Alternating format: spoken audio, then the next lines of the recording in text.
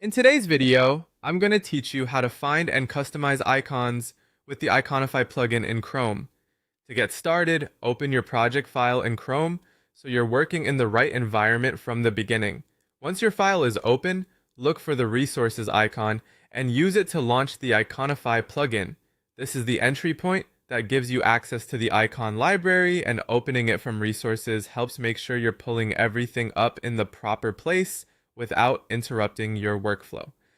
After the plugin is open, go to the library lookup field. This is where you'll search for the type of icon you need, enter your target keyword, such as profile, search, or any other term that matches the function or meaning of the icon you want to use.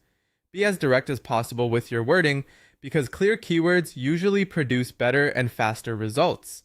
If your first search doesn't show the exact style you had in mind, try a closely related word so you can compare options and choose the best visual match for your project. As you review the available icons, keep your project's overall design in mind. The goal is not just to find an icon that works, but to find one that feels consistent with the rest of the interface.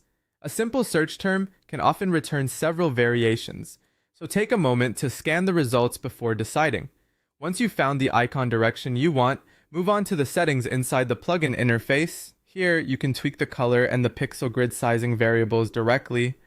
Adjusting the color allows you to match your brand palette or the look of your existing design, while changing the pixel grid sizing helps the icon align more cleanly with your layout and maintain visual sharpness.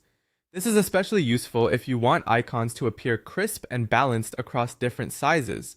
When making these adjustments, it's a good idea to check that the icon still feels readable and proportionate. Small changes in sizing or color can have a big effect on how polished the final result looks. Taking a few extra seconds here can save time later and help you keep your design system more consistent. That's the full process. Open your project file in Chrome, launch